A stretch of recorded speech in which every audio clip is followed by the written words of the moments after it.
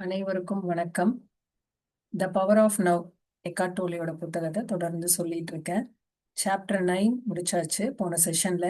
அந்த சாப்டர் 9 வந்து நான் ரெண்டா சொல்லியிருக்கேன். அதே மாதிரிதான் சாப்டர் 10ஐயும் நான் ரெண்டா பிரிச்சு தான் சொல்ல போறேன். ஸோ சாப்டர் 9ல நம்ம வந்து என்ன கீ பாயிண்ட்ஸ் அப்படிங்கிறத இப்ப சொல்றேன் நான். இம்பர்மனன்ஸ் அப்படிங்கிறத பார்த்தோம். இம்பர்மனன்ஸ் அப்படின்னா என்னன்னா, எதுவுமே வந்து மாறிட்டே இருக்கக்கூடியது.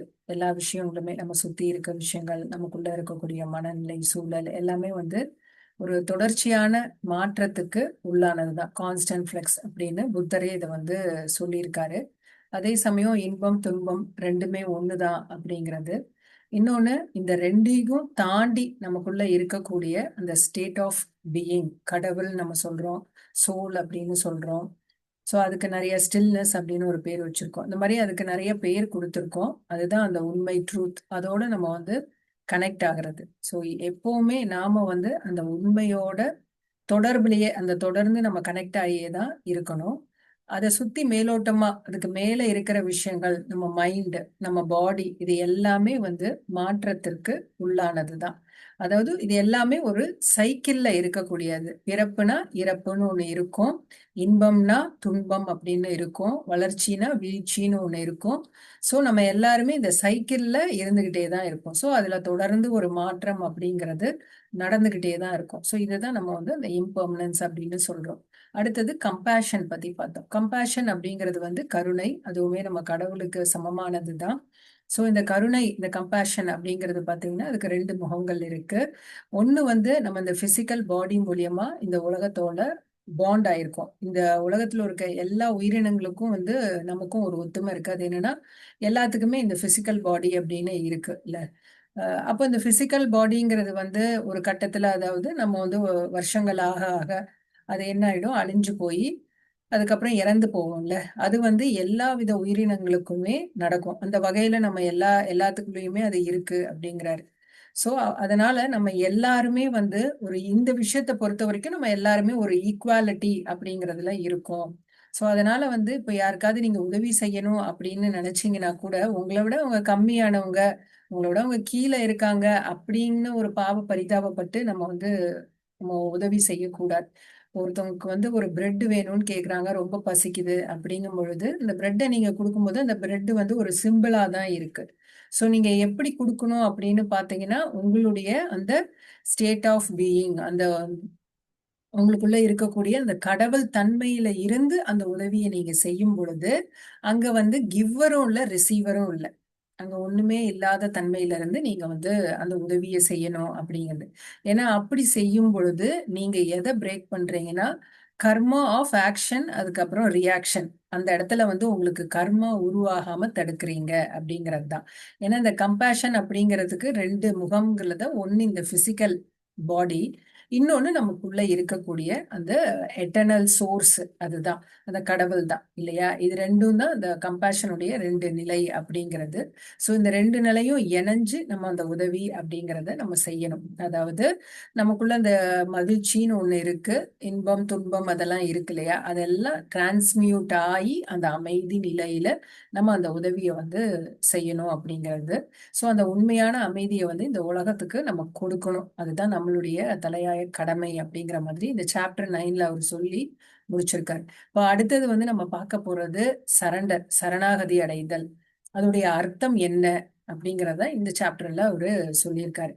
சோ டோலேவை பார்த்து முதல் கேள்வி என்ன கேக்குறாங்கன்னா இந்த சாப்டர்ல, இப்போ இந்த சரணாகதி அடைதல், அதாவது எப்பவுமே நீங்க வந்து நிறைய இதுல சொல்லிக்கிட்டே இருக்கீங்க, நம்ம வந்து எல்லாத்தையுமே அக்செப்ட் பண்ணிக்கணும், அக்செப்ட் பண்ணிக்கணும், அப்படியே எடுத்துட்டு போயிட்டே இருக்கணும் அப்படின்னு.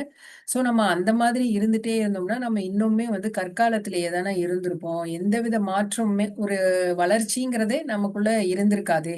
நம்மளை சுத்தி எத்தனையோ விஷயங்கள் வந்து நம்ம வந்து வளர்ச்சி அடைஞ்சிருக்குன்னா, அது காரணம் நம்ம நிறைய விஷயத்த ஏத்துக்காம இருக்கிறது, இன்னொன்னு வந்து அதை எதிர்க்கிறதுனால தானே அப்படிங்கிற மாதிரி கேக்குறாங்க.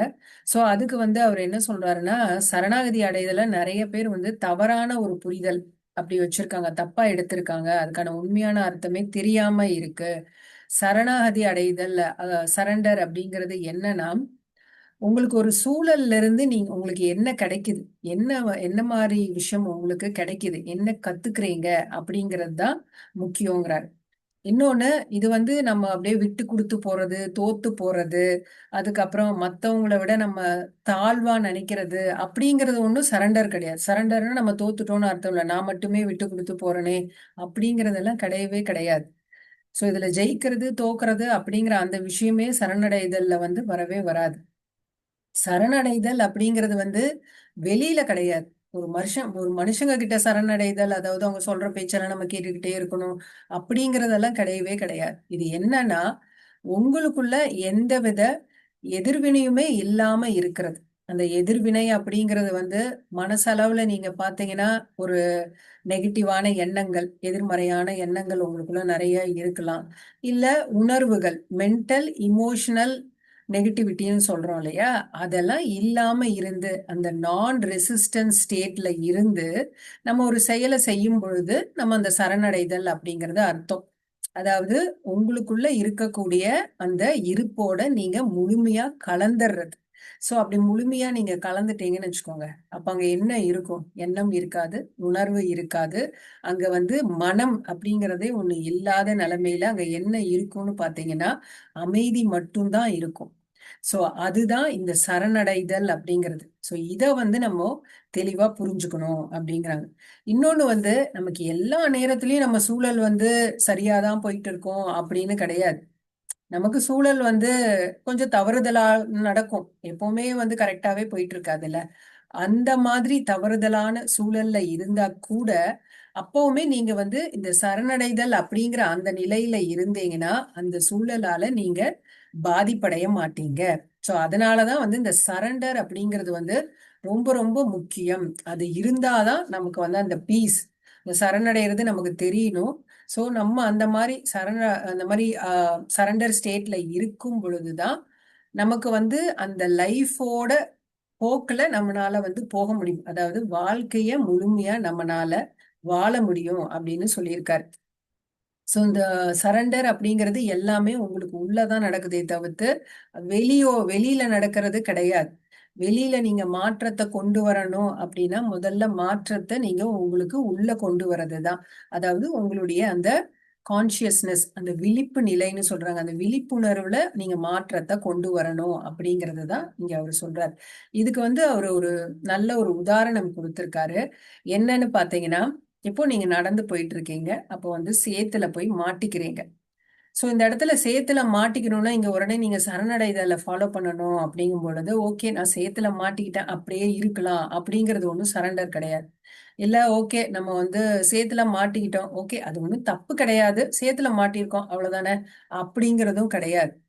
இங்க வந்து என்னன்னா இந்த சரண்டர் அப்படிங்கிறது என்னன்னா, முதல்ல நீங்க அதை ரெக்கக்னைஸ் பண்றது. ஆமா நான் வந்து இங்க சேத்துல மாட்டிக்கிட்டேன், இங்க அப்படியே ஸ்டக் ஆகி நின்னுட்டு இருக்கேன். சோ அதை வந்து நீங்க என்ன பண்றீங்க? ரெகக்னைஸ் பண்றீங்க. இன்னொன்னு அந்த இடத்துல என்ன பண்ணணும்? ஓகே இப்போ அடுத்து நான் என்ன பண்ணணும் அதை மட்டும்தான் நீங்க பார்க்கணும். அதான் அந்த அடுத்து என்ன பண்ணணுங்கிறத எப்படி அங்க வந்து ஆக்ஷன் எடுக்கணும் அப்படின்னு பாத்தீங்கன்னா, உங்களுக்குள்ள எந்த விதமான எதிர்வினையும் எதிர் அதாவது எதிர்மறையான எண்ணங்கள், எதிர்மறையான உணர்வுகள், அந்த நான் ரெசிஸ்டன்ட் ஸ்டேட்ல இருந்து அந்த செயலை செய்யறது தான் அந்த சரண்டர் அப்படிங்கிறது. அதாவது பாசிட்டிவ் ஆக்ஷன் அங்க செய்வீங்க. அங்க பாசிட்டிவ் ஆக்ஷன் அப்படிங்கிறது என்னன்னா, அந்த சேத்துல இருந்து நீங்க வெளியில வர்றதுதான். அதுவே நீங்க வந்து எரிச்சல் பட்டுக்கிட்டு கோபப்பட்டுக்கிட்டு அப்படி செஞ்சும் போது அப்ப எவ்வளவு கஷ்டப்படுவீங்க. அதை வந்து ஒரு எரிச்சலும், ஐயோ நான் மாட்டிக்கிட்டேனான்னு அப்படியே ஒரு புலம்பிக்கிட்டு, அதுக்கப்புறம் அப்படியே வந்து இதுல எனக்குன்னு வந்து இப்படி ஆகுதே அப்படிங்கிற மாதிரி நீங்க அந்த மாதிரி அன்கான்சியஸ் ஸ்டேட்ல அந்த செயலை செஞ்சீங்கன்னா, அப்ப அதுல இருந்து தப்பிக்கிறது வந்து உங்களுக்கு அது எப்படி தெரியும்னா, ஐயோ இதுல இருந்து நம்ம தப்பிக்கவே முடியாது போல இருக்கே, ரொம்ப கஷ்டம், நம்ம இன்னும் திணறிட்டு இருக்க போறோம் அப்படிங்கிறது தானே தோணும். சோ இதெல்லாம் இல்லாம செய்யறதுதான் அந்த சரணடைதல் அப்படிங்கிறது. சோ இன்னொன்னு ஒரு உவமை ஒண்ணு சொல்லியிருக்காரு. ஒப்புமை ஒண்ணு சொல்லியிருக்காரு. அது என்னன்னு பாத்தீங்கன்னா, இப்போ நீங்க நடந்து போயிட்டு இருக்கீங்க. அப்ப வந்து பயங்கர பனிமூட்டமா இருக்கு, ரொம்ப திக்கா இருக்கு. உங்களுக்கு எதிரில என்ன இருக்குன்னு கூட உங்களுக்கு தெரியல. சோ அப்போ உங்க கையில ஒரு டார்ச் இருக்கு. அப்ப அந்த டார்ச்சை வச்சு நீங்க அடிக்கிறீங்க. அந்த டார்ச் பாத்தீங்கன்னா பயங்கர பவர்ஃபுல்லான ஒரு டார்ச். சோ அந்த வெளிச்சம் என்ன பண்ணுது? உங்களுக்கு வழிய காட்டுது. சோ அந்த வழி காட்டும் போது அந்த வழியில நீங்க அப்படியே அப்படியே நடந்து போயிட்டே இருக்கிறீங்க.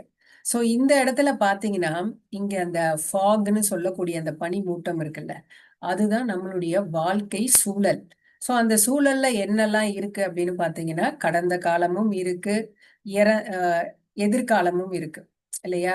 சோ இது ரெண்டுமே சேர்ந்ததுதான், பாஸ்ட் ஃபியூச்சர் ரெண்டுமே சேர்ந்துதான் அந்த சிச்சுவேஷன் அப்படிங்கிறது. அதுதான் அந்த பனி, திக்கான பனி. உங்க கையில இருக்க அந்த டார்ச் இருக்கு இல்லையா, அந்த டார்ச் தான் உங்களுடைய விழிப்புணர்வு. சோ அந்த விழிப்புணர்வு இருக்கிறதுனாலதான் உங்களால அந்த சூழல், அந்த கஷ்டமான சூழல்லையும் நல்லா தெளிவா நடந்து போக முடியுது. அந்த வெளிச்சத்துல நீங்க நடந்து போக முடியுது. இதெல்லாம் இருக்கிறது எங்க இருக்கு அப்படின்னு பாத்தீங்கன்னா, ஒரு ஸ்பேஸ். அதுதான் உங்களுடைய அந்த ஸ்டேட் ஆஃப் பீயிங்கிறது. அதுதான் நம்ம கடவுள் அப்படின்னு சொல்றோம், ஸ்டில்னஸ் அப்படின்னு சொல்றோம். சோ இது ரெண்டுமே எங்க இருக்கு? அந்த அந்த ஃபாகு, இந்த கான்சியஸ்னஸ், இது எல்லாமே எங்க இருக்குன்னா உங்களுடைய அந்த ஸ்பேஸ்ல தான் இருக்கு. ஸோ இப்போ நமக்கு இங்க என்ன முக்கியம்னா உங்களுடைய விழிப்புணர்வு தான் முக்கியம். அந்த விழிப்புணர்வு தான் வந்து அந்த டார்ச் அப்படிங்கிறது. ஸோ என்னதான் சூழல் வந்து ரொம்ப மோசமா இருந்தா கூட உங்களுக்கு அந்த விழிப்புணர்வு இல்லைன்னா அந்த சூழல் எப்படி தோணும்? ஐயோ, ரொம்ப பெயின்ஃபுல்லாகவும் ரொம்ப துன்பத்தை கொடுக்குற சூழலா தானே உங்களுக்கு தோணும். அந்த அந்த துன்பம், அந்த பெயின் எல்லாமே வெளியிலயா நடக்குது? எதுக்குள்ள நடக்குது? நீங்க இந்த உடலுக்குள்ள இருக்கீங்க. இந்த உடலுக்குள்ளதான் அந்த மனம் அப்படிங்கறதும் இருக்கு. சோ எல்லாமே உங்க மனம் வந்து ஒரு ஒரு சூழலை உருவாக்கி கொடுக்குது. அதை என்ன சொல்லும்? எதிர்க்குது அந்த சூழலை. எப்படி எதிர்க்குது? நீ நல்லா மாட்டிட்ட, நீ நீ நினைச்ச இடத்துக்கு போய் சேர மாட்ட, ரொம்ப மூடு பனியா இருக்கு, நீ இங்கேயே சிக்கிக்க போற அப்படிங்கிற மாதிரி நிறைய எண்ணங்களை உருவாக்கி உங்களுக்கு என்ன மாதிரி உணர்வை தூண்டி விடும்? பயம் அப்படிங்கிற உணர்வை தூண்டி விடும். பதட்டமும் வந்துடும், கோபமும் வந்துடும். சோ என்ன மாதிரியான எதிர்மறையான உணர்வுகள் எல்லாம் உங்களுக்குள்ள தூண்டி விட முடியுமோ அத்தனையும் தூண்டி விடும். சோ அதனால இந்த விழிப்புணர்வு அப்படிங்கிறது எவ்வளவு எவ்வளவு முக்கியம்னு பாத்துக்கோங்க. சோ நம்ம தியானம் பண்ணும் பொழுது அந்த விழிப்புணர்வுங்கிறது வந்து விரிவடையுது. சோ நமக்கு இப்போ விழிப்புணர்வு இருக்குன்னா நம்ம வந்து கொஞ்சம் விழிப்புணர்வோட இருப்போம். ஆனா நம்ம தியானம் பண்ண பண்ண நமக்கு நிறைய ஞானம் கிடைக்க கிடைக்க நம்மளுடைய விழிப்புணர்வு அப்படிங்கிறது அந்த விரிவடைந்த நிலையில போயிட்டே இருக்கும். சரிங்களா? இன்னொன்னு, நமக்கு வந்து அந்த ஈகோ, அகங்காரம் அப்படிங்கிறது தான் நம்மளுடைய உடல்லையுமே நிறைய பிரச்சனைகளை கொண்டு வருது. சோ இப்போ நீங்க வந்து அந்த விழிப்பு இல்லாம இருக்கீங்க, நிறைய எதிர்வினை உங்களுக்குள்ள இருக்குங்கும் போது உங்க உடல் என்ன ஆகும்? அப்படியே இருக்கும், ஸ்டிஃப்னஸ் வரும், மசில் ஸ்டிஃப்னஸ் எல்லாம் வந்துட்டே இருக்கும். சோ அப்ப நீங்க என்ன பண்ணலாம்? சரி, ஓகே, நமக்கு கழுத்து வந்து ரொம்ப ஸ்டிஃபா இருக்கு, போய் ஒரு பிசியோதெரபிஸ்ட பார்க்கலாம் அப்படின்னு போய் பாக்குறீங்க. அவங்களும் வந்து அவங்க ட்ரீட்மெண்ட் எல்லாம் கொடுக்குறாங்க, எக்ஸசைஸ் எல்லாம் சொல்லி கொடுக்குறாங்க, அவங்க அந்த ஷாக் எல்லாம், எலக்ட்ரிக் இதெல்லாம் வைக்கிறாங்க. சோ நீங்க பெட்டரா ஃபீல் பண்றீங்க. அது வந்து ஒரு நிரந்தரமான தீர்வை கொடுக்காது. எப்போ உங்களுக்கு இதுக்கு நிரந்தரமான தீர்வு கிடைக்கும் அப்படின்னு பாத்தீங்கன்னா, உங்களுக்குள்ள இருக்கக்கூடிய அந்த நெகட்டிவ் பேட்டர்ன், அதை வந்து நீங்க உடைக்கணும். உங்களுக்கே தெரியும் இல்லையா, அந்த எதிர்வினை அப்படிங்கிறது உங்களுக்குள்ள இருக்கு. அது கொஞ்சோண்டு அளவுல இருந்தா கூட அதை நீங்க வந்து ஓ, நமக்குள்ள இருக்கு அப்படின்னு உங்க கவனத்தை செலுத்தி அதை உங்களுக்குள்ள இருந்து விலக்கிடணும். அது ஒரு சின்னதா இருந்தா கூட, ஒரு சின்ன எண்ணம் இருந்தா கூட எதிர்வினையா, இல்ல சின்னதா ஒரு உணர்வு உங்களுக்குள்ள எதிர்வினை இருந்தா கூட அதை நீங்க கம்ப்ளீட்டா எடுத்துறணும். இந்த சின்ன நெகட்டிவிட்டி கூட இடம் கொடுக்க கூடாது. ஏன்னா அது உங்களுக்கு வந்து அதிகரிச்சுட்டே போயிடும். அதனால அதை நீங்க வந்து விட்னஸ், சாட்சி, அது இருந்து நம்ம விட்னஸ் பண்ணிட்டு அதை எடுத்துறணும். அப்பதான் வந்து உங்களுக்கு அந்த உடல்ல இருக்க கஷ்டங்களுமே போயிடும். ஏன்னா அந்த பெயினுமே வந்து உங்க மனதுதான் அதை அதிகப்படுத்தி காட்டுதே தவிர்த்து வேற எதுவும் கிடையாது. நீங்க முழு விழிப்புணர்வோடு இருந்து எல்லா காரியத்தையுமே செய்யும் பொழுது உங்களுக்கு அந்த பெயின் கூட வந்து இருக்காது. கம்ப்ளீட்டா உங்களை விட்டு போயிடும். அதான். இப்போ அடுத்தது, இப்போ ஒரு ஒரு உங்களுக்கு பிடிக்காத ஒரு சூழல் இல்லாட்டா ஒண்ணுமே உங்களால அந்த சூழல்ல இருக்கவே முடியல அப்படிங்கும் பொழுது கூட முழுக்க முழுக்க நீங்க அங்க என்ன செய்யணும்னா, முதல்ல இந்த சரண்டருக்கு தான் வரணும். அக்செப்ட் பண்ணிக்கணும். அந்த சூழலை அப்படியே அக்செப்ட் பண்ணிக்கிறது. ஸோ அதை ஃபர்ஸ்ட் செஞ்சுட்டு அதுக்கப்புறம் உங்களுடைய சோர்ஸோட நீங்க கனெக்ட் ஆயிடும். உங்களுக்கு, நமக்கு எல்லாமே தெரியும், நம்ம எல்லாம் என்னன்னா எனர்ஜி பீயிங் தானே. நம்ம எல்லாருமே எனர்ஜி பீயிங். ஆனா இந்த பிசிக்கல் பாடியை தான் எல்லாரும் வெளிப்புறமா தான், வெளி தோற்றத்தை தான் நம்ம பார்த்து ஒரு ஜட்ஜ்மெண்ட் பண்றோம். நம்மளுடைய பேச்சு, நம்மளுடைய செயல், அதெல்லாம் வச்சு நம்மளுடைய வெளிப்புறமான சில விஷயங்களை வச்சுதான் எல்லாருமே நம்மள ஜட்ஜ் பண்றாங்க. ஆனா நம்ம எல்லாரும் பாத்தீங்களா அந்த ஒன்னஸ் கான்சியஸ்னஸ் தான், அதுதான் அந்த சோர்ஸ் ஆஃப் பீயிங். நம்ம சோர்ஸோட இம்மிடியட்டா கனெக்ட் ஆயிடணும். எப்பெல்லாம் உங்களுக்கு பிடிக்காத சூழல், அந்த இடத்துல உங்களால ஒண்ணுமே பண்ண முடியலங்கும் போது முதல்ல நீங்க செய்ய வேண்டியது உங்களுடைய சோர்ஸோட நீங்க கனெக்ட் ஆகுறது தான். அதுக்கு பேர் என்னன்னா சரண்டர்டு ஆக்ஷன் அப்படிங்கிறது. அதாவது அந்த செயல் நீங்க அந்த இடத்துல நீங்க என்ன செஞ்சாலுமே எப்படி செய்யணும்னா அந்த சரணாகதியில இருந்து அந்த செயலை நீங்க செய்யணும் அப்படிங்கறத அவங்க சொல்றாங்க. சோ இந்த இடத்துல வந்து என்னன்னா நீங்க எந்த அளவுக்கு விழிப்புணர்வோட இருக்கிறீங்களோ அதை பொறுத்துதான் உங்களுடைய எதிர்காலம் இருக்கும் அப்படிங்கிறது சொல்றாரு. ஏன்னா நமக்கு வந்து இப்போ இந்த இந்த செகண்ட்ல இந்த நிமிஷத்துல நம்ம என்ன செய்யறோமோ அதுக்கான விளைவுகள் வந்து அடுத்த நிமிஷத்துல நடக்கும். இப்போ இந்த நிமிஷம் நீங்க விழிப்போட ஒரு செயலை செய்யறீங்கன்னா அப்ப அடுத்த நிமிஷமும் எப்படி இருக்கும்? நல்லா தான் இருக்கும். சோ அதனாலதான் நம்ம எதிர்காலமே நல்லா இருக்கணும்னா நம்ம விழிப்போட இருக்கணும் அப்படிங்கிற மாதிரி சொல்றாங்க. சோ எந்த ஒரு செயலுமே நீங்க விழிப்போட செய்யும் பொழுது அது கண்டிப்பா நேர்மறையான செயலாதான் இருக்கும் அப்படிங்கறத சொல்லியிருக்காரு. இன்னொன்னு வந்து இன்னொரு கேள்வி ஒருத்தவங்க கேட்டிருக்காங்க. அது என்னன்னா சரி நீங்க சொல்றீங்க ஒரு நமக்கு பிடிக்காத ஒரு சூழல் அங்க ஒண்ணுமே செய்ய முடியாது இதெல்லாம் ஓகே, அதையும் நான் முழுசா அக்செப்டும் பண்ணிக்கிறேன். ஆனா நமக்கு வந்து ஒரு மோட்டிவேஷன் தேவைப்படுதுல்ல, ஒரு எனர்ஜி தேவைப்படுதுல்ல, அந்த எனர்ஜி வந்து நமக்கு ஒரு அதிருப்தி டிஸாட்டிஸ்பாக்சன் இருந்தா தானே நமக்கு அந்த எனர்ஜியை நம்ம ரிசீவ் பண்ண முடியும் அப்படிங்கிற மாதிரி கேட்டிருக்காங்க. அதுக்கு இவர் என்ன சொல்றாருன்னு பாத்தீங்கன்னா நீங்க வந்து சரண்டர், அதாவது நீங்க வந்து சரணாகதி நிலையில இருந்தீங்கன்னா என்ன செய்யணுங்கிறது வந்து உங்களுக்கு தெளிவா தெரியுமா? நீங்க யோசிக்கணும்னு அவசியமே இல்லையா? நீங்க ஓகே இதை பண்ணலாமா நம்ம பண்ணக்கூடாதா, இதை பண்ணுனா என்ன நடக்கும், இதை பண்ணலனா என்ன நடக்கும் அப்படிங்கிற எந்த வித சிந்தனையுமே உங்களுக்கு வந்து வராதா? நீங்க முழுமையா விழிப்புணர்வோட அந்த சரணாகதி நிலையில இருக்கும் பொழுது என்ன செய்யணுங்கிறது தன்னால செஞ்சுட்டே இருப்பீங்க. மாற்றம் அப்படிங்கிறது தன்னால நிகழ்ந்துட்டே இருக்கும் அப்படிங்கிறாங்க. சோ சப்போஸ் இப்ப வந்து அந்த சூழல் பிடிக்கல, ஒண்ணும் பண்ண முடியலங்கும் போது ஒரு பிடிக்காத சூழல்ல நீங்க என்ன பண்ணலாம்னா அப்போ அங்கிருந்து அந்த சூழ்நிலையில இருந்து உங்களை வெளியில எடுத்துக்கிட்டு திருப்பி நீங்க சோர்ஸோட இணைஞ்சறது தான், ஸ்டேட் ஆஃப் பீயிங்கோட இணைஞ்சறது தான்.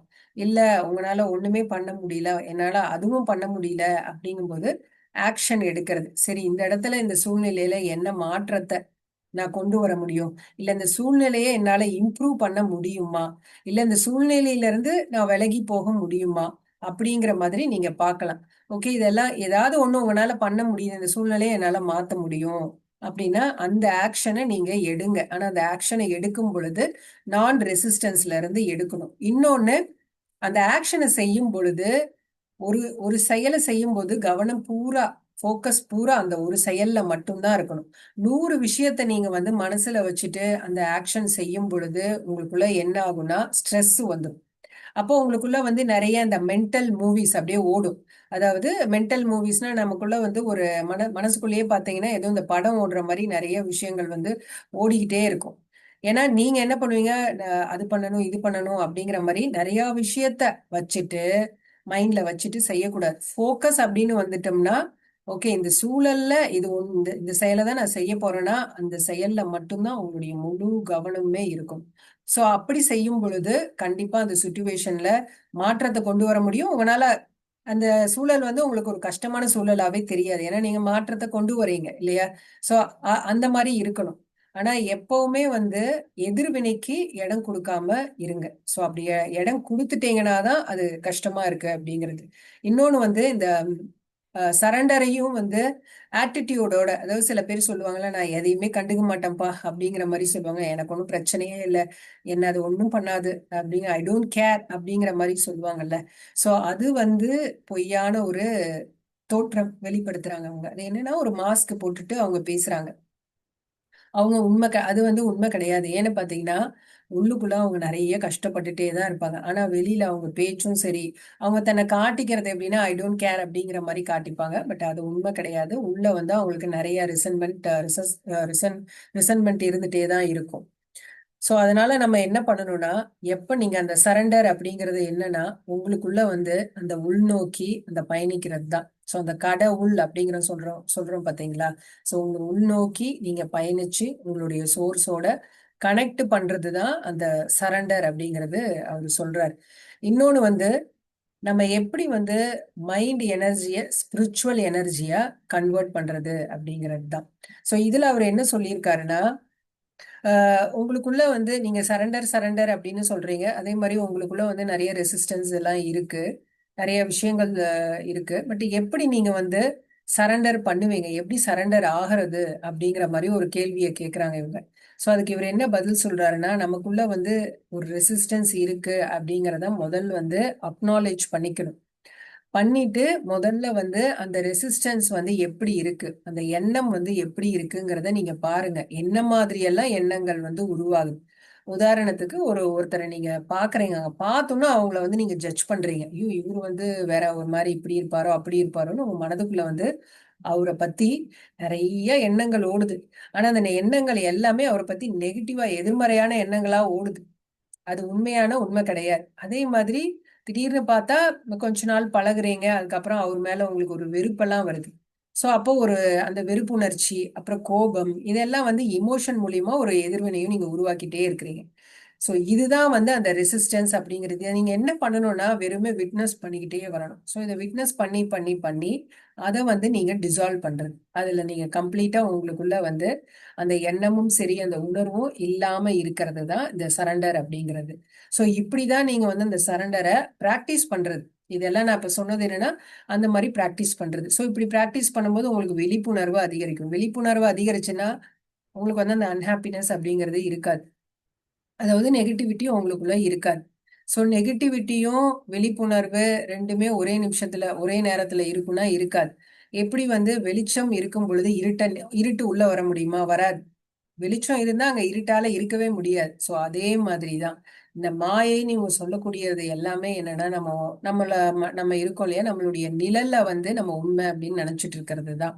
அதே மாதிரிதான் இந்த நெகட்டிவிட்டி அப்படின்னு சொல்றது எல்லாமே வந்து மாயை. அததான் இல்யூஷன் அப்படின்னு இவரு சொல்றாரு. ஆனா அத நம்ம உண்மைன்னு நம்பிட்டு இருக்கிறோம். சோ அதுல இருந்து வெளியில வந்துட்டோம்னாவே நமக்கு வந்து இந்த பெயின் சஃபரிங் இதெல்லாம் இருக்காது, நம்ம வாழ்க்கையில இருக்காது. அதே சமயம் நம்ம மத்தவங்களுக்கும் அதை டிரான்ஸ்ஃபர் பண்ண மாட்டோம். உங்களுக்குள்ள நெகட்டிவிட்டி இருக்குன்னா அது மத்தவங்களுக்கும் பரவும். அதனால எந்த அளவுக்கு உங்களை நீங்க தூய்மையா வச்சுக்கிறீங்களோ அந்த அளவுக்கு நம்ம வந்து மத்தவங்களுக்கும் நல்லது செய்யறோம்னு அர்த்தம். இன்னொன்னு வந்து இன்னொரு கேள்வி என்னன்னா, அதாவது நமக்குள்ள வந்து இந்த மாதிரி ஒரு உணர்வெல்லாம் இருக்கு. சந்தோஷமா இல்லைங்கிறது நமக்கே தெரியுது. நெகட்டிவிட்டி நமக்குள்ள இருக்கு. அது இருக்குங்கிறது நான் வந்து விழிப்போட தான் இருக்கேன்னு ஒருத்தவங்க சொல்றாங்க. எனக்கு நெகட்டிவிட்டி எனக்குள்ள இருக்கு. நான் மாயையில தான் இருக்கேங்கிறது வந்து எனக்கு நல்லாவே தெரியுது அப்படின்னு சொல்றாங்க. சோ அப்போ வந்து ஏன் இது வந்து எனக்குள்ள இருக்குன்னு தெரியுது. ஆனா என்னால அதை ஒண்ணுமே பண்ண முடியலையே அப்படிங்கும்போது அவர் என்ன சொல்றாருன்னா, யாராவது வந்து நம்ம கஷ்டப்படணும் அப்படிங்கறத வந்து யாராவது நினைப்பீங்களா? இல்ல நான் சோகமா தான் இருக்க போறேன் அப்படிங்கறத நீங்க செலக்ட் பண்ணுவீங்களா? சூஸ் பண்ணுவீங்களா? இல்ல. ஏன் உங்களுக்குள்ள வந்து அது வருது? ஏன் அதோட பர்பஸ் தான் என்ன? ஏன் அது வந்து உங்களை விட்டு போக மாட்டேங்குது அப்படின்னு பார்த்தேன். உங்ககிட்ட உள்ள இருக்கு, தெரியுது. நீங்க வந்து அம்மா எனக்கு வந்து இந்த மாதிரிலாம் இருக்கு, நடக்குது, எல்லாமே தெரியுது. பட் அது ஏன் உங்களை விட்டு போக மாட்டேங்குதுன்னா, நீங்க தான் அதை வந்து அலைவா வச்சிட்டு இருக்கீங்க. போக விடாம நீங்க தான் இருக்க பிடிச்சிட்டு இருக்கீங்க. எப்படி அப்படின்னு பாத்தீங்கன்னா, அந்த கம்பல்சிவ் திங்கிங்னு ஒண்ணு சொல்லுவாங்க. ஒரு ப்ராசஸ் நமக்குள்ள நடந்துட்டு இருக்கு. அதுதான் அந்த கம்பல்சிவ் திங்கிங். உங்களால சிந்திக்காம இருக்கவே முடியாது. ஏதோ ஒரு விஷயம் வந்து நெகட்டிவா சுத்தி நடந்துருச்சுன்னா, யாராவது உங்களை இன்சல்ட் பண்றாங்க, இல்ல நீங்க நினைச்ச மாதிரி நடக்கல, நெகட்டிவா ஏதோ நடந்திருக்குன்னா அதை பத்தி நீங்க யோசிக்காம உங்களால இருக்க முடியல. அந்த சிந்தனை வந்து தன்னால வந்துகிட்டே இருக்கு. அது உங்க கண்ட்ரோல்லயே இல்ல. சோ அந்த கம்பல்சிவ் திங்கிங்னு சொல்றாங்க இல்லையா, அதனாலதான் அந்த நெகட்டிவிட்டி உங்களை விட்டு போக மாட்டேங்குது. அதை நீங்களும் வந்து விடாம அதை நீங்க தான் வந்து செலக்ட் பண்றீங்களே. நீங்க அதை விட்டாதான் உங்களை விட்டு போகும். அதுக்கு நீங்க ரொம்ப இந்த கம்பல்சிவ் திங்கிங்ல இருந்து வெளியில வரணும். இன்னொன்னு, உங்களுடைய மனசு என்ன பண்ணும், அதுல இருந்து ஒரு அடையாளத்தை உருவாக்கிக்கிட்டே இருக்கு. சோ அந்த நான் வந்து இதுதான் அப்படிங்கிற ஒரு அடையாளத்தை அது உருவாக்குது பாத்தீங்களா? சோ அந்த அடையாளத்துல இருந்தே தான் நீங்க ஒன்னொன்னுத்தையுமே செயல்படுத்திக்கிட்டே இருக்கிறீங்க. உங்களுடைய பேச்சும் சரி, உங்களுடைய செயலும் சரி, அந்த மனம் உருவாக்கி வச்சிருக்க அந்த ஐடென்டிட்டி, அதுல இருந்து தான் நீங்க ஒன்னொன்னுமே செய்யறீங்க. சோ அதனாலதான் உங்களுக்கு எல்லாமே வந்து நீங்க நினைச்ச மாதிரி நடக்க மாட்டேங்குது. சோ அதாவது ஈகோ என்ன நினைச்சுக்கும், நெகட்டிவிட்டியால தான் எல்லாம் சாதிக்க முடியும்னு அது நினைச்சிட்டு இருக்கு. பட் ஆனா என்ன நடக்கும்னு பாத்தீங்கன்னா, ரியாலிட்டியில நெகட்டிவிட்டியால நெகட்டிவிட்டியை தான் உருவாக்க முடியும். பாசிட்டிவால தான் பாசிட்டிவா உருவாக்க முடியும். அதுதான் அங்க உண்மை. சோ உங்களுக்குள்ள அது இருந்துட்டே இருக்கிறதுனாலதான் வெளியிலயும் நெகட்டிவா நிறைய விஷயங்கள் நடந்துட்டு இருக்கு. நிறைய நெகட்டிவான மனிதர்கள் வந்து நீங்க அட்ராக்ட் பண்றதும் அதனாலதான். ஏன்னா உங்களுக்குள்ள அதை நீங்க வந்து போக விடாம அதை அப்படியே அதை ஒரு உயிரோட்டத்தோட வச்சுக்கிட்டே இருக்கிறீங்க அப்படிங்கிறது தான். சோ அதனாலதான் நாம வந்து இந்த சரண்டர் அப்படிங்கிறத பிராக்டிஸ் பண்ணணும். வாழ்க்கையில அதை வந்து இம்ப்ளிமெண்ட் பண்ணணும். அது பண்ணாத வரைக்கும் நம்ம இந்த பேச்சு அளவுல சரண்டர்னா என்ன அப்படி இப்படின்னு நம்ம பேசலாம், புத்தகத்துல படிக்கலாம், கேட்டுட்டு வாவ் இவ்வளவு சூப்பரா இருக்கே அப்படின்லாம் வந்து சந்தோஷப்படலாம். இதை மத்தவங்களுக்கும் சொல்லலாம், நம்பவும் செய்யலாம், நம்பாமலும் இருக்கலாம். ஆனா அதனால எந்த வித மாற்றமும் நம்மளால நமக்குள்ள கொண்டு வரவே முடியாது. இந்த உலகம் வந்து பாத்தீங்கன்னா இந்த மனதிலிருந்து வரக்கூடிய அந்த ஆற்றல் சக்தி, மன ஆற்றல் சக்தி, மைண்ட் எனர்ஜின்னு சொல்றாங்க இல்லையா, அதுல இருந்துதான் உருவாகி இருக்கு இந்த பூமியில நடக்கக்கூடிய எல்லா விஷயங்களுமே. நாம சோகால்ட் அந்த சொசைட்டின்னு சொல்லக்கூடியது, எக்கனாமிக் ஸ்ட்ரக்சரு, மீடியா, நிறைய விஷயங்கள் வந்து பாத்தீங்கன்னா இந்த மனதிலிருந்து வரக்கூடிய அந்த ஆற்றல் சக்தியில இருந்து தான் உருவாகி இருக்கு. சோ இந்த எனர்ஜி, மென்டல் எனர்ஜி உருவாக்கி வச்சிருக்கிற இந்த விஷயங்கள் எல்லாமே பாத்தீங்கன்னா பெயின் சஃபரிங் ரெண்டுத்தையுமே கொடுக்கும். அது மட்டும் இல்ல, இந்த உலகத்தை வந்து நிறைய அழிவுக்கு தள்ளிவிடும். அதாவது இந்த உலகத்துல நிறைய விஷயங்களை அழிக்கணும் அப்படிங்கிறது தான் பார்க்கும். ஏன்னா இந்த எனர்ஜி எங்கிருந்து வருது? மைண்ட்ல இருந்து வரக்கூடிய எனர்ஜி. மைண்ட் எப்பவுமே என்ன சொல்லும்? தோல்வி இல்லாம வெற்றி இல்ல அப்படிங்கிற மாதிரி. அதாவது அதுக்கு ஆப்போசிட், இருள் இல்லாம வெளிச்சம் இல்லைன்ற மாதிரி சொல்லும். எல்லாத்துக்குமே வந்து அது என்ன சொல்லும்னா ஒண்ணு, அதாவது டுயாலிட்டிலேயே தான் இருக்கும் அது. சோ இன்பம் துன்பம், இது நல்லது இது கெட்டது அப்படிங்கிற மாதிரி தான் இந்த மைண்ட் வந்து செயல்படுது இல்லையா? சோ அது வந்து பாஸ்ட் ஃபியூச்சர்லயே தான் இருந்துட்டு இருக்கு. அதனால அதுல இருந்து வரக்கூடிய ஆற்றல் சக்தி எப்படி இருக்குன்னா உருவாக்கும், கண்டிப்பா உருவாக்கும். நிறைய விஷயங்கள் நல்லதும் செய்யும், அதே சமயம் அதுக்கான அழிவையும் அது உருவாக்கிட்டே தான் இருக்கும். சோ அதனால நாம என்ன பண்ணணும்னா நம்மளுடைய ஸ்பிரிச்சுவல் எனர்ஜியோட நம்ம சேரணும். நீங்க உங்களுடைய ஆன்மீக ஆற்றல் சக்தியோட நீங்க இணைஞ்சு ஒரு ஒரு விஷயத்தையுமே நீங்க உருவாக்கும் பொழுது அங்க இந்த பூமி எப்படி ஆகுதுன்னா வளர்ச்சிக்கு உள்ளாயிட்டே இருக்கும். தொடர்ந்து மாற்றங்கள், நிலையான முன்னேற்றம் அப்படிங்கிறது இருந்துகிட்டே இருக்கும். அந்த முன்னேற்றம் எப்படி இருக்கும்? நிலையானதா இருக்கும். எதுவா இருந்தாலும் நிலைச்சு நிக்கக்கூடிய அந்த முன்னேற்றமா இருக்கும். அதுவே மனதினால உருவாக்கப்பட்டது எல்லாமே எப்படி இருக்கும்னா ups and downs, ups and downs அப்படிங்கிற மாதிரிதான் இருக்கும். சோ இந்த உண்மையை வந்து நம்ம ஏத்துக்கணும் அப்படிங்கிறாங்க. இது வந்து எப்படின்னா நம்ம சொல்லக்கூடிய அந்த சோர்ஸ், அந்த சோர்ஸ் எப்படின்னா நமக்குள்ள அமைதியா இருந்துட்டே தான் இருக்கு. அது நம்மளுடைய எண்ணங்களை பார்த்துக்கிட்டே தான் இருக்கு. அதே மாதிரி நம்ம செயலையும் அதை பார்த்துக்கிட்டே தான் இருக்கு. சோ அதோட நம்ம இணைஞ்சுக்கிட்டோம்னா, நம்ம சொல்லக்கூடிய அந்த கடவுளோட நம்ம இணைஞ்சுக்கிட்டோம்னா அகம் பிரம்மாஸ்மி அப்படின்னு சொல்றாங்க. சோ நம்ம சோர்ஸோட நம்ம இணைஞ்சுக்கும் பொழுது நமக்குள்ள வந்து ஏதாவது நெகட்டிவிட்டி வந்தா கூட அது என்ன பண்ணும்? அதை அப்படியே அழிச்சிரும்.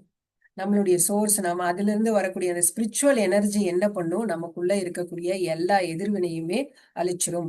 கெட்ட எண்ணங்கள் உருவாகாமையே இருக்காது. கண்டிப்பா கெட்ட எண்ணங்கள் இருக்கும். ஆனா அது அப்படியே நிலைச்சு நமக்குள்ளேயே இருந்துட்டே இருக்காது. நம்ம அதிலேயே மாட்டிட்டு தவிச்சிட்டு இருக்க மாட்டோம். கண்டிப்பா இந்த ஸ்பிரிச்சுவல் எனர்ஜி அதுல இருந்து நமக்கு வெளியில இது பண்ணி விட்டுரும். நம்ம அதுல இருந்து வெளியில வந்துடலாம். அதுதான் நம்ம இந்த ஆன்மீகத்தோட மிகப்பெரிய சக்தியே அதுதான். இருள்ல இருந்து நம்மள வெளிச்சத்துக்கு கொண்டு வந்துரும் அப்படிங்கிறது தான்.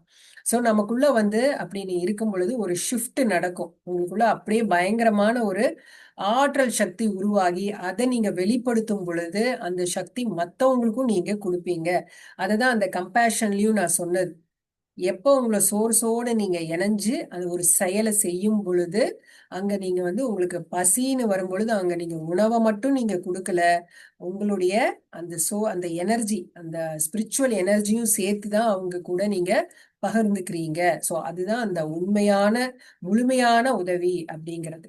இப்போ அடுத்தது வந்து சரண்டரை நம்ம எப்படி உறவுகள்ல அதாவது அப்ளை பண்ணலாம் அப்படிங்கறத சொல்ல போறேன். இப்போ ஒருத்தவங்க வந்து ஒரு கேள்வி கேட்டிருக்காங்க. என்னன்னு பாத்தீங்கன்னா, என்னை சுத்தி இருக்கிறாங்க மக்கள், அவங்க வந்து என்ன மேனிப்புலேட் பண்றாங்க, என்னை வந்து ரொம்ப கண்ட்ரோல் பண்றாங்க. சோ இந்த இடத்துல நான் வந்து எப்படி சரண்டர் அடையிறது அப்படிங்கிற மாதிரி கேக்குறாங்க டோலேவர். அப்ப அதுக்கு அவர் என்ன சொல்றாருன்னா, யாரு வந்து அடுத்தவங்கள கண்ட்ரோல் பண்ணுவாங்க, அடுத்தவங்கள அடிமைப்படுத்தணும்னு நினைக்கிறது, இதெல்லாம் யார் பண்ணுவானா அன்கான்சியஸா இருக்கிறவங்க தான். அவங்க வந்து அந்த ஸ்டேட் ஆஃப் பீயிங்கோட எனர்ஜி இல்லாம இருக்கிறவங்க தான் அதெல்லாம் செய்வாங்க இல்லையா?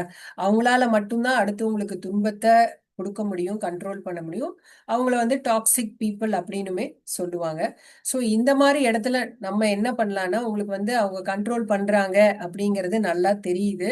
நீங்க வந்து ரொம்ப ரொம்ப ஃபேர்மா முடியாது, நோ அப்படிங்கிறத வந்து ரொம்ப தெளிவாகவும் ஃபேர்மாவும் வந்து உங்களால சொல்ல முடியும்.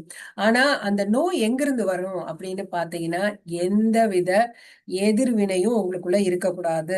எந்தவித நெகட்டிவாவ எண்ணங்களும் இல்லாம, அதாவது ஐயோ நம்ம நோ சொன்னா உடனே அவங்க ஏதாவது நம்மள செஞ்சிருவாங்களோ, அவங்க இதை பண்ணிருவாங்களோ, அது பண்ணிருவாங்களோன்னு அந்த எண்ணம் உங்களுக்குள்ள வந்துச்சுன்னா, அவங்க மறுபடியும் உங்களை கண்ட்ரோல் பண்ண ஆரம்பிச்சிருவாங்க. ஏன்னா உங்களுக்குள்ள நெகட்டிவிட்டி வந்துருச்சு மனதுக்குள்ள, மைண்ட்ல. அதே மாதிரி உங்களுக்குள்ள வந்து ஒரு கோபம், சரி இவனுக்கு வந்து நம்ம நோ சொல்லணும் அப்படின்னு அந்த கோபத்துல இருந்து ஒரு நோ சொல்றது, அதுவுமே வந்து அவங்க திருப்பி உங்களை கண்ட்ரோல் எடுத்துருவாங்க. அதுதான். சோ நீங்க வந்து ஒருத்தவங்க கண்ட்ரோல் பண்றாங்க, சரி நம்மளும் அவங்கள கண்ட்ரோல் பண்ணலான்னு பண்ணுனீங்கன்னா, அவங்கள மாதிரி நீங்களும் வந்து கம்ப்ளீட்டா அன்கான்சியஸா மாறிடுவீங்க. உங்களுக்குள்ளேயும் அந்த நெகட்டிவிட்டிங்கிறது உள்ள வந்துரும். இன்னொன்னு, இந்த மாதிரி அடுத்தவங்களை கண்ட்ரோல் பண்றாங்க பாத்தீங்களா, அவங்களையுமே ஒருத்தர் கண்ட்ரோல் பண்ண முடியும். ஏன்னா அவங்கதான் அன்கான்சியஸா இருக்காங்கல்ல, விழிப்புணர்வோட இல்லையே. விழிப்புணர்வோட இல்லாதவங்கள ஈஸியா கண்ட்ரோல் பண்ண முடியும். சோ இந்த உண்மையை தெரிஞ்சுக்கோங்க. யாராவது உங்களுக்கு வந்து ரொம்ப கண்ட்ரோல் பண்றது இல்லைன்னா ரொம்ப எதிர்வினையா இருக்காங்க அப்படின்னு தெரிஞ்சிருச்சுனாவே, அவங்க அன்கான்சியஸா தான் இருக்காங்கங்கிறது தெரிஞ்சு, உங்களுக்குள்ள ஏதாவது ரெசிஸ்டன்ஸ் இருந்துச்சுன்னா முதல்ல அதை அப்படியே டிராப் பண்ணிருங்க. ஏன்னா அந்த ரெசிஸ்டன்ஸ் உள்ள உங்களுக்குள்ள இருந்துச்சுன்னா, நீங்க அவங்கள சார்ஜ் பண்றீங்க, அவங்களும் உங்களை சார்ஜ் பண்றாங்க. ஸோ ரெண்டு பேருமே நெகட்டிவா 100% ரெண்டு பேரும் நெகட்டிவா மாறிடுவீங்க. அதுக்கப்புறம் அங்க ஒன்லி ப்ராப்ளம்ஸ் தான் இருக்கும், அங்க பீஸ் இருக்காது. ஸோ அதை தான் இங்க அவர் வந்து சொல்றாரு. அந்த நோ அப்படிங்கிறது வந்து எங்கிருந்து வரணும்னா, உங்களுடைய ஸ்டேட் ஆஃப் பீயிங்ல இருந்து வரணும். அதுதான். இன்னொன்னு வந்து ஒருத்தவங்க சொல்றாங்க, அவங்க ஒரு இடத்துல வேலை செய்யறாங்க. அந்த வேலை செய்யற சூழல் பாத்தீங்கன்னா ஏத்துக்கொள்ளும்படியாவே இல்லையாம். சோ அவங்கனால அங்க வந்து இருக்கவே முடியல, அவ்வளவு கஷ்டமா இருக்கு. சோ சரண்டரை கூட அவங்கனால வந்து பிராக்டிஸ் அதாவது சரண்டர் ஆக முடியல அப்படிங்கிற மாதிரி சொல்றாங்க. சோ சூழல் வந்து அந்த மாதிரி இருக்கும் பொழுது அங்க நீங்க என்னன்னா இம்மிடியட்டா ஏதாவது ஆக்ஷன் எடுக்கணும். ஒண்ணு, அந்த இடத்த விட்டு நீங்க எப்படி வெளியாகிறது அப்படிங்கிறத பார்க்கணும். இல்ல இல்ல ஐயோ, நம்ம அந்த இடத்துலயே நம்ம இருந்தோம்னு வச்சுக்கோங்களேன், அது மோசமான சூழலா இருக்கு, நம்மளால அங்க சரண்டர் ஆக முடியல, ஆக்ஷன் கண்டிப்பா எடுக்கணும். இல்ல நீங்க அப்படியே இருந்துட்டீங்கன்னு வச்சுக்கோங்களேன், உங்களுடைய ஆன்மாங்கிறது எப்படி இருக்கு, தூய்மையான ஒண்ணு. அதுல வந்து அமைதி, அதுல எந்தவித நெகட்டிவான உணர்வு இல்லை, எண்ணம் இல்லை, மைண்ட் இல்லை, ஒண்ணுமே இல்லை. அமைதி மட்டும்தான் இருக்கு. அப்படி ஒரு அழகான ஒரு தூய்மையான ஆத்மா தான் நாம, இல்லையா? அததான் நம்ம பீயிங்னு சொல்றோம். அது வந்து உங்க ஆன்மாவை நீங்க வந்து மாசுபடுத்திடுவீங்க. உங்களுக்கு பிடிக்காத சூழல், அதனால உங்களால இருக்கவே முடியல, ரொம்ப கஷ்டமா இருக்குங்கும் போது கண்டிப்பா நீங்க ஆக்ஷன் எடுத்தாகணும். ஓகேவா? இல்லைன்னா உங்க ஆன்மா மாசுபட்டுரும். உங்க ஆன்மா மாசுபட்டுச்சுன்னா அந்த பூமியே நீங்க வந்து மாசுபடுத்துற மாதிரி. அதனால அது நம்ம செய்யக்கூடாது. இப்போ இன்னொரு ஒரு உதாரணம் சொல்லியிருக்காரு. இப்போ சிறையில நம்ம ஜெயில்ல இருக்கோம்னு வச்சுக்கோங்களேன். ஜெயில்ல வந்து உங்களுக்கு வந்து ரெண்டு ஆப்ஷன் இருக்கு. ஒண்ணு வந்து ரெசிஸ்டன், இன்னொன்னு சரண்டர். ரெசிஸ்டன்ட்னா அடிமையாவே இருக்கிறது. ஜெயிலுக்கு போயாச்சு, அவங்க சொல்றதெல்லாம் கேட்டுட்டு அடிமையா அப்படியே இருக்க வேண்டியதுதான். பிடிக்கல, பட் இருந்தாலும் அந்த பிடிக்காததையே செஞ்சுக்கிட்டு அப்படியே இருக்க வேண்டியது, நிம்மதியே இல்லாம அப்படியே இருக்கிறது. இல்லையா சரண்டர், உங்களால ஒரு ஆக்ஷனும் பண்ண முடியாது, ஜெயிலை விட்டு நான் கண்டிப்பா போக முடியாது, இங்கதான் இருந்தாகணும். அப்படிங்கும்போது நீங்க என்ன செய்யலாம்? உங்களுடைய ஆன்மாவோட அந்த ஸ்டேட் ஆஃப் பீயிங்கோட இணையிறது தான். இந்த புக்ல அவர் ஆன்மாங்கிற வார்த்தையெல்லாம் யூஸ் பண்ணல, பீயிங் தான் யூஸ் பண்ணியிருக்காரு. நம்மளுடைய அந்த இருப்போட இணையறது தான் நீங்க ஒண்ணே ஒண்ணு செய்ய முடியும். அங்க செய்யற ஒரு ஒரு வேலைகளையுமே, இந்த ஜெயில்ல இருக்கணும், ஜெயில்ல என்ன செய்யறோமோ அதை 100% விழிப்புணர்வோடு செய்யும் பொழுது அங்க மகிழ்ச்சியா இருக்க முடியாது. கண்டிப்பா ஜெயில்ல யாருமே சந்தோஷமா இருக்க முடியாது. ஆனா அங்கேயும் ஒரு அமைதியோட எப்படி இருக்கலாம்னா, நம்ம வந்து நம்மளுடைய சோர்ஸோட இணையறது தான். இதுதான் இருக்கிற ஒரே ஆப்ஷன். அதை வேணா செய்யலாம். இல்லைன்னா பிடிக்காததையே திரும்ப திரும்ப செஞ்சுட்டு நிம்மதி இல்லாமையும் நம்ம வாழ்க்கையில நம்ம கழிக்கலாம். அதுவும் உங்களுடைய சாய்ஸ் தான். நம்ம சாய்ஸ் தான் எல்லாமே. அதுதான் இங்க அவர் சொல்றாரு. ஒண்ணு கஷ்டப்பட்டுட்டே இருக்கலாம், இல்லாட்டி நம்ம இந்த மாதிரி நம்ம விழிப்புணர்வு அதிகரிச்சு நிம்மதியா எப்படி இருக்கிறதுங்களையும் நம்ம பார்க்கலாம். சோ இன்னொன்னு என்னன்னா, இந்த ரிலேஷன்ஷிப்ல பாத்தீங்கன்னா, இந்த சரண்டருங்கிறத வந்து நம்ம கடைப்பிடிச்சே ஆகணும். ஏன்னா அப்படி இல்லைன்னு வச்சுக்கோங்களேன், நம்ம வாழ்க்கையில யாரெல்லாம் வராங்களோ அவங்க எல்லாத்தையுமே நமக்கு வந்து எதிர்க்கணும்னே தோணிடும். இன்னொன்னு, அவங்க எல்லாம் வந்து ஒரு பெரிய த்ரெட் மாதிரி நமக்கு தெரிய ஆரம்பிச்சிருவாங்க. ஐயோ அவங்க நம்ம கண்டிப்பா ஏதாவது பண்ணிடுவாங்க அப்படிங்கிற மாதிரி ஒரு ஃபியர் எல்லாம் உருவாயிடும். இந்த ஃபியர் எல்லாமே அந்த ஈகோ சொல்லி கொடுக்கறது. அந்த ஈகோல இருந்து வரக்கூடியதுதான். சோ நம்ம வந்து ஒருத்தவங்க கிட்ட ஓகே இவங்கனால நமக்கு ஒரு பொருள் உதவி கிடைக்குது, அதாவது நமக்கு இவங்கனால ஒரு லாபம் கிடைக்குது, பொருள் லாபம் கிடைக்குது, மெட்டீரியல் திங்ஸ் ஏதோ இவங்கனால நமக்கு கிடைக்குதுங்கும் போது அதுக்காக ஒரு பொய்யான ஒரு ரிலேஷன்ஷிப் அப்படிங்கறத மெயின்டைன் பண்றதுங்கிறது ரொம்ப நாள் இருக்காது. அண்ட் அந்த ரிலேஷன்ஷிப் வந்து நல்லாவும் இருக்காது, அது உண்மையானதாகவும் இருக்காது. அதுல பிரச்சனைகள் வந்து நிறைஞ்சு இருந்துட்டே தான் இருக்கும். தொடர்ந்து அதுல வந்து பிரச்சனைகள் அப்படிங்கிறது வந்துட்டே தான் இருக்கும். அதை நீங்க வந்து சமாளிக்கிறது தான் உங்களுடைய வேலையாகவும் இருந்துட்டு இருக்கும். ஸோ அதனால இப்போ இந்த ரிலேஷன்ஷிப்னு எடுத்துக்கிட்டீங்கன்னா அதுல வந்து நீங்களே உங்களை வந்து டெஸ்ட் பண்ணிக்கலாம், இல்லை கவனிச்சு பார்க்கலாம். இப்போ ஒரு ஆர்கியூமெண்ட் நடக்குது, உங்களுக்கும் உங்களுடைய பார்ட்னருக்கும் ஒரு ஆர்கியூமெண்ட் நடக்குது, அப்படியே பயங்கரமா பேசிட்டே இருக்கிறீங்க. அப்ப பாத்தீங்கன்னா நீங்க உங்களுடைய எண்ணத்தையும் உங்க உணர்வையும் கவனிக்கல. அப்படியே உங்க எண்ணம் என்னன்னா நான் தான் சரி அப்படிங்கிற மாதிரி பண்ணும். அதாவது நான் சொல்றதுதான் சரின்றத நிரூபிக்கிறதுக்காக உங்களுக்குள்ள வந்து நிறைய எண்ணங்களை தூண்டி விட்டுட்டே இருக்கும், பாயிண்ட் எல்லாம் எடுத்து கொடுத்துட்டே இருக்கும். அதே மாதிரி அதே சமயத்துல அந்த உணர்வு அப்படின்னு பாத்தீங்கன்னா இந்த நெகட்டிவான ஒரு எனர்ஜி ஃபீல்டு உங்களுக்குள்ள உருவாக்கிட்டே இருக்கும், பயங்கரமான ஒரு கோபம் வந்து உருவாக்கிட்டே இருக்கும். ஸோ இது வந்து ரொம்ப ஸ்ட்ராங்கா ஆயி நான் தான் சரி அப்படிங்கிற மாதிரி இருந்துட்டே இருப்பீங்க. ஆர்கியூமெண்ட் வந்து கண்டினியூ ஆயிட்டே இருக்கும். சரி, அந்த கண்டினியூஷனுக்கு அப்புறம் அப்புறம் சரி போ அப்படிங்கிற மாதிரி நான் நீங்க என்னமோ பெருசா விட்டு கொடுக்குற மாதிரி ஓகே நீங்க சொல்றதுதான் சரி அப்படிங்கிற மாதிரி வார்த்தை அளவுல சொல்லிட்டு ஒரு கோபமான ஒரு பார்வையோட வார்த்தையில வந்து ஓகே நீங்க சொல்றதுதான் சரி அப்படிங்கிற மாதிரி சொன்னீங்கன்னா கூட அது ஒண்ணும் வந்து சரண்டர் கிடையாது. ஏன்னா அப்பவும் உங்களுக்குள்ள வந்து அந்த கோபம்ங்கிறது உள்ள இருந்துட்டு தானே இருக்கு. ஆனா வார்த்தை அளவுல சரி நீங்க தான் ரைட்டு, நீங்க சொல்றதா சரி அப்படிங்கிற மாதிரி நம்ம வார்த்தை அளவுல சொல்றோம். ஆனா உள்ளுக்குள்ள நமக்கு அந்த எனர்ஜி ஃபீல்டு, அந்த நெகட்டிவ் எனர்ஜி ஃபீல்டு இருந்துட்டு தான் இருக்கு. அது வந்து ஈகோல இருந்து வரக்கூடியதான் எனர்ஜி ஃபீல்டு. ஸோ அப்பவுமே நம்ம என்ன பண்றோம், அங்க சரண்டர் ஆகல. ஸோ திரும்பவும் வந்து ப்ராப்ளம் அப்படிங்கிறது உருவாகும். ஏன்னா உங்களுக்குள்ள அந்த ரெசிஸ்டன்ஸை நீங்க இன்னும் விடல, டிராப் பண்ணல, ஹோல்ட் பண்ணிட்டே தான் இருக்கிறீங்க. ஸோ இங்க என்னன்னா நீங்க ரொம்ப ரொம்ப ஜாக்கிரதையா இருக்கணும், ரொம்ப அலர்ட்டா இருக்கணும். உங்க ஈகோ உங்களை எப்படி எல்லாம் அதாவது உங்களை எப்படி கண்ட்ரோல் பண்ணுது அப்படிங்கறத வந்து நீங்க கேர்ஃபுல்லா வந்து கவனிக்கணும், அப்சர்வ் பண்ணணும். அதை அப்சர்வ் பண்ணி தெரிஞ்சுக்கணும், ஓகே இது எல்லாமே நம்ம ஈகோ தான் இது நம்மள வந்து கண்ட்ரோல் பண்ணுது அப்படிங்கறத தெரிஞ்சுட்டு அந்த எனர்ஜியை நீங்க அப்படியே டிராப் பண்ணணும். அந்த டிராப் பண்றதுக்கு பேரு தான் அந்த சரண்டர் அப்படிங்கிறது. சோ அந்த இடத்துல என்னென்ன, அந்த இடத்துல எப்படி நீங்க ஃபீல் பண்ணுவீங்கன்னா ரொம்ப லைட்டா ஃபீல் பண்ணுவீங்க, அதாவது மனதளவுலயும் ரொம்ப லைட்டா ஃபீல் பண்ணுவீங்க. நீங்க உணர்வாலையும் ரொம்ப லேசா இருப்பீங்க. ரொம்ப கிளியரா மைண்ட் வந்து ரொம்ப கிளியரா இருக்கும். சோ அப்பதான் நீங்க வந்து சரண்டர் ஆயிருக்கீங்க அப்படிங்கறத நீங்க உணர முடியும். அதுதான் உண்மையான சரணாகதி அப்படிங்கிறது. அதே மாதிரி உங்களுக்குள்ள டீப்பான ஒரு அமைதி இருக்கும். ஸோ அப்போ நீங்க தெரிஞ்சுக்கலாம் நீங்க சரண்டர் ஆயிட்டீங்க அப்படிங்கிறது. ஸோ அங்கதான் அந்த உண்மையான ட்ரூ கம்யூனிகேஷன் அங்கதான் நடக்குது.